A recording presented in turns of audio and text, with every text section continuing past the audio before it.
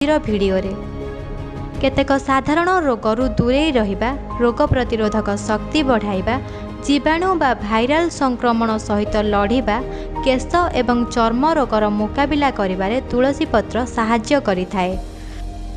जदि आपणकर तरल झाड़ा हेउथाए तेबे तुलसी पत्र सह किछि जीरा गुंड एवं महू मिसाई सेवन करंतु।